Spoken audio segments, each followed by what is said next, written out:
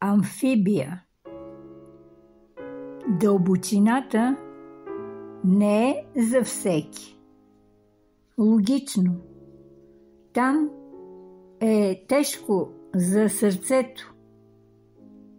На повърхността е винаги по-лесно, без да даваш нищичко от себе си. Дълбочината си не я избираш. Морското ти собствено равнище. Дали ще цапаш или не на плиткото, единствено от чувствата зависи.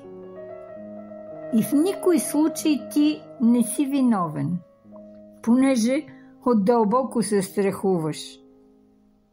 Морето на живота е за хората, които с хриле от обич плуват.